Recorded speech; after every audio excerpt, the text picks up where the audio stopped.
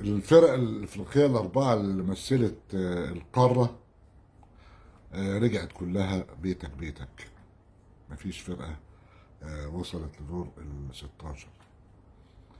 الهلال السعودي بس يعني فرض نفسه وبنحييه، وهو خارج القاره الافريقيه وممكن يجي وقت نتكلم عنه. آه، الأهمية الأولى للمشاركة في بطولة أندية العالم بالنسبة للأندية الأفريقية وأولهم النادي الأهلي، في رأيي إنها بتبين أو بتوضح حاجة واحدة بس: سيادتك فين؟ سيادتك فين من العالم؟ فين من الكرة العالمية؟ فين من كرة القدم التنافسية خارج الحدود الإقليمية؟ هتلاقي حضرتك خارج نطاق الخدمة. الدليل على كده النتائج، يعني صن داونز، الاهلي، ترجي، الوداد، يعني في طلع ثلاث نقط، نقطتين، واللي رجع من غير ولا نقطة. في ناس جابت أربعة، في ناس جابت ثلاثة، في جابت اثنين، في ناس ما جابتش. ومش ده مش المهم.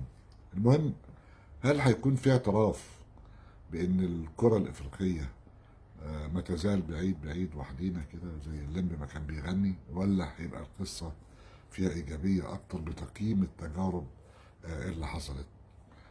النادي الأهلي هو أكبر نادي في مصر، هو أكبر نادي في إفريقيا. آه، إذا كان النادي الأهلي لم يوفق في إن هو يوصل لدور ال 16 أو يحقق مكسب وإن كان قريبا في آخر المباريات، فكيف حال باقي الأندية؟ إذا كان الأهلي بكل إمكانياته، بكل صفقاته، وبكل الإمكانيات المادية عنده، ما نجحش إن هو يضيف خطوة لنفسه ولا للكرة المصرية، فماذا تنتظر من باقي الأندية في الوقت الحالي؟ طب المستقبل شكله إيه؟ طب إذا كان ده الوضع، وأنا هنا بنتكلم جد شوية، إذا كان ده وضع الأندية التي يمثلها النادي الأهلي، المنتخبات، طب المنتخبات في مصر بعافية. هو يعني منتخب مصر حتى بمشاركاته اللي فاتت كلها في الثلاث مرات كسب ماتش؟ ما كسبش. منتخبات الناشئين اللي منها تأهل لكأس العالم الفترة اللي احنا فيها دي، تأهل بشق الأنفس. منتخب الشباب بمعاناة. المنتخب الأول وصل كأس عالم، لكن هنعمل إيه في كأس العالم؟ كل حاجة مش مضمونة.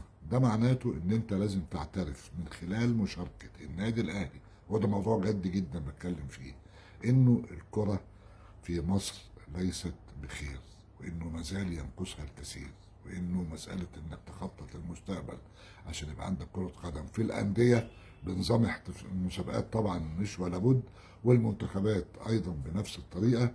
يبقى انت النهارده استفدت من مشاركة الاهلي ان سيادتك اكتشفت ان انت لسه ما عندكش كورة تنور بره. هنعترف بكده ولا لا مؤاخذة هنقاوح؟